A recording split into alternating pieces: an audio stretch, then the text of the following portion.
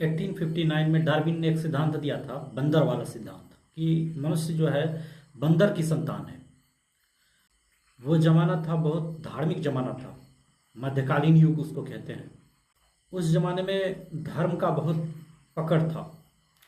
पूरी धरती पर चाहे मंदिर हो, मस्जिद हो या चर्च हो, इन धार्मिक लोगों का कब्जा था और धर्म के अनुसार सबको चलना पड़ता था, पूरे समाज को, यहाँ तक कि राजा तक को। अमेरिका और इंग्लैंड में, यूरोपीय जो कंट्री थे, वहाँ पे पादरी लोगों का काम चलता था। पादरी दैट मीन्स कि जो चर्च में लोग रहते हैं, पूजा पाठ करते हैं, चर्च की पूजा करते हैं, उन्हें पादरी कहा जाता है और बाइबिल और कुरान के अनुसार सारी बातें माननी पड़ती हैं। तो ये बात सुनकर वो लोग नाराज हो गए, कहे कि मनुष्य बंदर की संतान कैसे हो सकता है, बाइबल में तो ऐसा है नहीं। बाइबल में तो लिखा है कि भगवान ने खुद का रूप देकर मनुष्य को भेजा है। डार्विन के सिद्धांत का बहुत ज़्यादा विरोध हुआ। उसी समय सामाजिक प्रथा थी कि बड़े बेटे को ही सारा धन दिया जाता था। जैसे कि किसी पिता या परिवार के पास यदि 50 बीघा ज़मीन है या 100 बीघा ज़मीन है और उसके 4 बेटे हैं, तो 100 बीघा ज़मीन होने के बाद 4 टुकड़े करेंगे तो 25-25 बीघे का ज़मीन होगा। पहले बेटे बेटियां कम नहीं हुआ करती थी, 8 से 10 बेटे बेटियां हुआ करती थी एक व्यक्ति के पुराने समय में। तो समझ के चलिए कि 100 बीघा ज़मीन है तो 10 बीघे ज़मीन पर आ जाएगा एक व्यक्ति, एक लड़का। तो ऐसा नहीं होता था वहाँ की सामाजिक परंपरा में। जिस तरह से राज परिवार में संपत्ति का बंटवारा नहीं होता टुकड़े टुकड़े, कोई एक राजकुमार होगा और राजा होगा, वो पूरे सिस्टम को चलाएगा। उसी प्रकार से यूरोपीय कंट्रीज में भी पहले के ज़माने में ये सिस्टम था कि जैसे कोई पिता है, उसकी पहली जो संतान है वही सारी ज़मीन को रखेगा और बाकी लोगों को नहीं मिलेगा।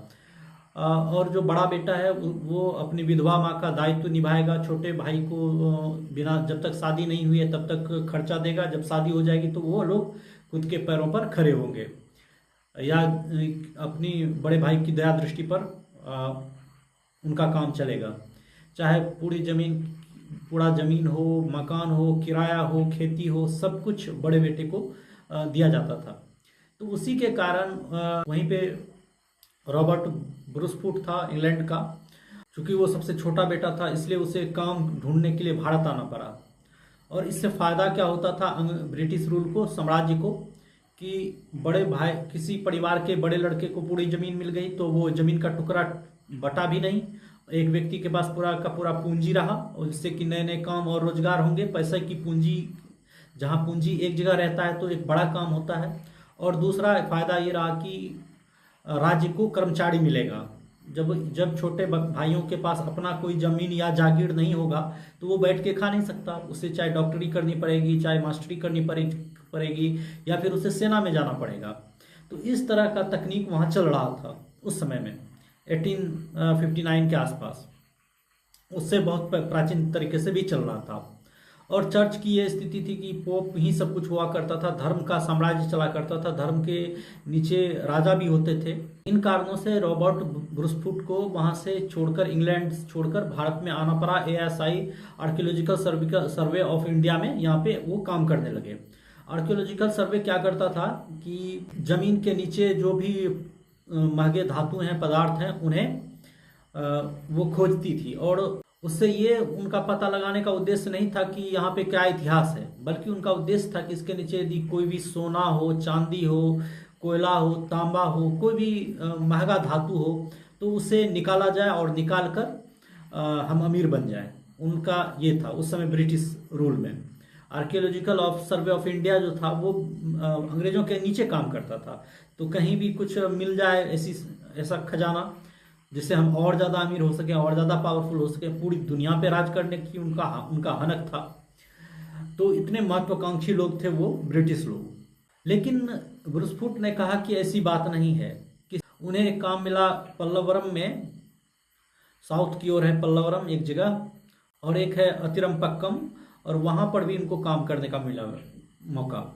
तो उन्होंने कहा कि यहाँ पे खजाना मिले या ना मिले, लेकिन धरती के नीचे यदि कहीं कोई सभ्यता है तो उससे पता चलता है कि वहाँ पे कितनी तरह की सभ्यताएं हैं और वो सभ्यताएं कितनी प्राचीन हैं।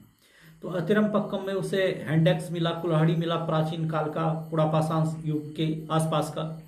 लेकिन पहले ये बाइबिल की मान्यता थी कि धरती मात्र 6000 साल पुरानी है, और यदि वो पुरातात्विक चीज़ों को लेकर के है ब्रूसफुट की ये चीज़ें लगभग लाखों साल पुरानी हैं, तो उसका मजाक उड़ेगा।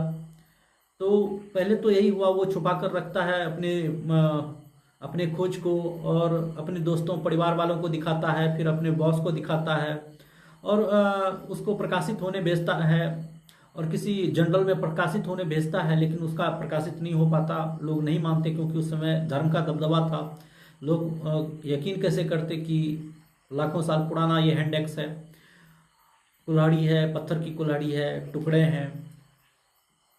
तो उनकी पत्नी थी एलिजाबेथ, उस समय फोटोग्राफी नहीं हुआ करता था, वो हाथ से उसका चित्र बनाती थी और उस पर शोध पत्र लिखती थी, और उसके अपने पति की सहायता करती थी। बाद में रॉबर्ट ब्रूसफुट ने खुद अपना जर्नल पब्लिश किया और उसको ख्याति मिली, लोगों ने समझा, और ज़्यादा विवाद नहीं हुआ। विवाद हुआ था डार्विन के सिद्धांत पर। डार्विन कहता था कि कोई चिड़िया यदि किसी की चोंच मोटी है तो वहाँ पथरीला इलाका हो सकता है, पहाड़ी इलाका हो सकता है। कहीं की चोंच लंबी है, नोकदार है, तो वो बहुत गहराई में जाने के लिए बना हुआ है, और पेड़ पौधों की खोह को काटने के लिए बना हुआ है।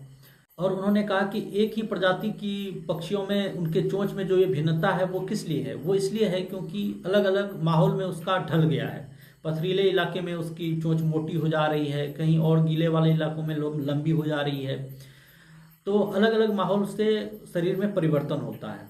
कछुओं के बारे में कहा गया कि जहाँ लंबे पौधे होते हैं तो वहाँ पे कछुओं की जो गर्दन है वो ऊंची होती है, क्योंकि वो पत्ते खाने के लिए अपनी गर्दन को ऊंची करते आए हैं कई हजारों वर्षों से। और इस कारण जो है कि उनके गर्दन ऊंचे हो गए हैं, और जहाँ जमीन पर खाना मिलता है तो उनकी गर्दन छोटी है।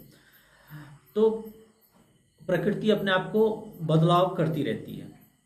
रॉबर्ट ब्रूसफुट से पहले कोई वैज्ञानिक रूप से इस तरीके से प्रमाणित नहीं था कि कोई सभ्यता पुरानी सभ्यता है, पाषाण कालीन सभ्यता है।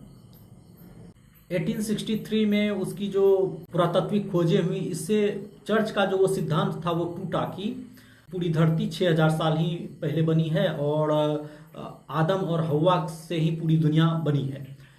इन खोजों से साबित हुआ कि धरती बहुत प्राचीन है, और डार्विन के सिद्धांत से ये पता लगा कि मनुष्य धीरे धीरे विकसित हुआ है, और उसके शरीर में प्राकृतिक रूप से परिवर्तन होता रहता है लाखों वर्षों में। और इससे इनकार नहीं किया जा सकता कि मनुष्य बंदर का ही वंशज है, या फिर बंदर और मनुष्य का कोई एक साझा वंशज हुआ करता था। क्योंकि उन्होंने देखा कि लोग अलग अलग ब्रांड के कुत्तों का आपस में सम्मिलन करा के एक नए ब्रांड का कुत्ता पैदा करता है, अलग अलग ब्रीड के गायों का और सांडों का सम्मिलन कराकर एक अच्छे क्वालिटी का बछड़ा पैदा कर सकता है। जब मनुष्य ऐसा कर सकता है तो प्रकृति तो इससे बहुत ज़्यादा ही कर सकती है, जो कि लाखों वर्षों में परिवर्तित होता है। तो अंग्रेजों का मुख्य उद्देश्य था कि सोना चांदी मिल जाए धरती के अंदर से, इसलिए एएसआई की स्थापना की थी, आर्कियोलॉजिकल सर्वे ऑफ इंडिया। अंग्रेज तो जब भी यहाँ थे शोषण की ही करते थे यहाँ के लोगों का, और यहाँ से जितना खजाना मिल सके वो करते थे। तो रॉबर्ट ब्रूसफुट को लगभग 400 से 500 के आसपास ऐसे जगहों का मुआयना करने को मिला, और उन्होंने जो है कि उन सभी शोधों को अपने पास रखा। बाद में उन्होंने जो archaeological survey of India Chennai branch था उनको बेच दिया, वो विदेशों को नहीं बेचा। विदेशी लोगों ने बहुत पैसे देने की कोशिश की उसे, रॉबर्ट ब्रूसफुट को, लेकिन उसने कहा कि भारत की चीज़ है, भारत में ही रहनी चाहिए। इसी तरह से 1970 में उसकी पत्नी की 1870 में उनकी पत्नी की डेथ हो जाती है, और उनके 4 बच्चे थे, उनके बच्चे भी ये आर्कियोलॉजिकल सर्वे में आ जाते हैं, और वो भी बहुत बड़ा नाम करते हैं। और फिर 1912 में ब्रूसफुट की मृत्यु हो जाती है, और उनको यहाँ पे इंडिया में ही चर्च में दफना दिया जाता है। तो इस टॉपिक से हमें ये पता चलता है कि उस समय की जो सामाजिक व्यवस्था थी आज भी यहाँ पे भारत के कई राज्यों में मौजूद है, कि भारत में भी राजा महाराजा लोग अपना बंटवारा नहीं करते। और ये तमाम घटनाक्रम ये समझाने की कोशिश करता है कि वक्त के साथ कैसी सामाजिक व्यवस्था थी, कैसी राजनीतिक व्यवस्था थी, और क्या क्या प्रगति हुई। प्रगति जो होता है वो एक तरह से शोषण पे आधारित ही होता है। जैसे अंग्रेजों ने रेल की पटरियां बनाई तो उसे विकास कह सकते हैं, लेकिन वो था यहाँ के सामान को ढोकर ब्रिटेन ले जाने के लिए। बाद में उसे उससे लाभ हुआ, लेकिन शुरू में तो शोषण ही होता है। उसी प्रकार से अभी जो भी हम लोग फ़ोन यूज कर रहे हैं, लग रहा है कि हमारे फ़ायदे के लिए है, और एआई यूज कर रहे हैं, लेकिन वो हमारी सारी इन्फॉर्मेशन लेकर बड़ी बड़ी कंपनियों को दे रहा है। एक तरह से हम लोग अपनी आज़ादी ही गिरवी रख रहे हैं इन डिवाइसेस का यूज करके। धन्यवाद।